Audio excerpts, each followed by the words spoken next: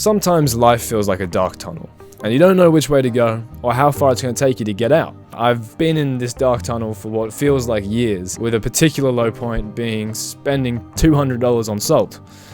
What the fuck was I thinking? But I'm here to tell you, there is a way out. What is the purpose of self-improvement in the first place? Why do we do it? In my opinion, self-improvement, just like anything else that we do, is in pursuit of more connection. That's why we spend our time trying to get bigger muscles, make more money, accumulate more followers. All of it comes back to wanting more human connection. And that is why, in the midst of this loneliness epidemic we're all experiencing at the moment, the once niche interest of self-improvement has now become a global phenomenon. But with that comes a whole lot of gobshite, which means that things only get more complicated and more confusing, and I hate complicated. You know, I'm a man of simplicity. A simpleton, if you will. So today I'm going to attempt to encapsulate 90% of self-improvement in just one concept: the righteous path. Solitude versus loneliness. So we've established that self-improvement is just a way to get more human connection. So you'd think the first thing I'd tell you is just to go out and make more friends. You know, just put yourself out there. But no, it's actually the complete opposite. It's to engage in solitude. So we're trying to escape loneliness by being alone. Yes. Good luck with this video, man. Sincerely, good luck. Wait, let me explain, okay? This guy. The loneliness crisis we have at the moment is not one of inaccessibility. It's not like you're stranded on a desert island talking to coconuts. We okay? We're more connected than ever, with things like social media allowing us to contact anyone, anywhere, anytime. So if the problem isn't accessibility, then as such, the solution isn't to just shove yourself in front of a bunch of people and hope they like you. Because let's be honest, that hasn't worked so far. We have to look inward, because there's something inside that's keeping you separated from the people around you. And that thing is likely neediness. Connection is a basic human need, just like water and food, and when starved of it, we'll do pretty much anything to get our hands on it. But unlike connection, water and food don't become harder to attain the hungrier and thirstier we get, whereas the needier we are, ironically, the harder it is to attain connection. This is why we need to step out of that loop and approach the problem from a different angle. How to design the path. Okay, I can understand that in order to connect with others, you need to connect with yourself, yeah, sure. But what's the mechanical difference between simply being alone and solitude? Intention, my dear boy. When we're alone and feeling lonely, it's likely that we're just passing the time, trying to cope with whatever life's thrown at us through any pleasure-seeking means necessary, not taking any responsibility for our situation, and thus not feeling empowered to do anything about it. Solitude, on the other hand, is spending time alone with intention. It's cooking, meditating, journaling, pursuing a hobby or passion. All of these are examples of solitude. But it's not just about creating another checklist that some random dude on the internet gave you. It's about self-discovery and finding out who you are and how you want to spend your time, because it's yours. You know, it's not anyone else's. And the second you start spending it as if it is, you've lost your way. Once you've identified the actions and activities that you truly value in life, it's now time to bake that into a routine that you can follow every single day, i.e., the righteous path. Everyone's path will be different, but I think one universal truth is the simpler the better, because the more things we value, the less we value any one thing.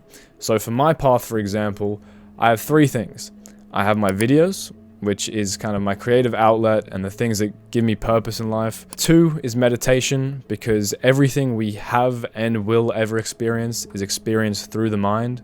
And 3 is working out or exercise, because I just genuinely enjoy it, but also, you know, you got to take care of your physical health. And I want to be ripped like a Beyblade. Alright, sue me. I'll see you in court. This doesn't mean these are the only activities I engage in ever. That would be ridiculous.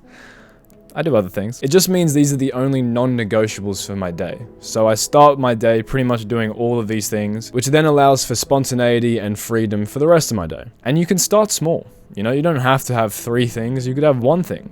Just 1 thing you do every day that gives your life a little bit more meaning, gives you a little bit more identity, and then just build from there. I should also clarify before I move on that I'm not encouraging anyone to isolate themselves.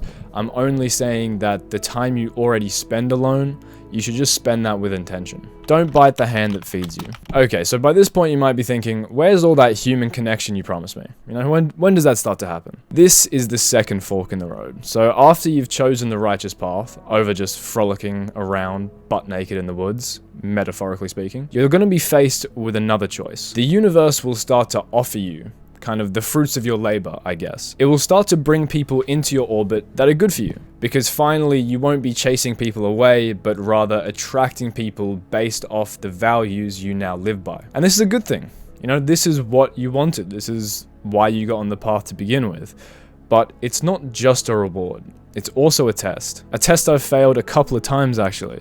And that is, are you going to stay on the path? Or are you going to allow yourself to be led astray? But the crutch of it is that these rewards were given to you by the path. And so when you allow them to lead you astray, not only do you inevitably lose those rewards, but you also lose the path itself. And the further you let them take you, the more lost you become and the harder it is to find your way back. So don't let yourself be swept away by the first offerings of the path, because just a little bit further down the road, there's more. And a little bit further after that, and after that. So if you can maintain your composure and just stay focused, things will work out. But most people never get there. They stay in a loop of progression, reward, complacency, lost again. Yep, fuck me. So don't bite the hand that feeds you.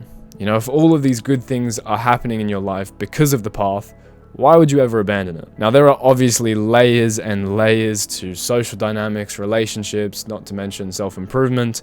So this wasn't meant to kind of cover absolutely everything for everyone, just rather my way of trying to consolidate the hours and hours of self-improvement advice you're going to hear into one simple and effective concept that can give you more confidence in the process and allow you to take action every single day with more focus and clarity.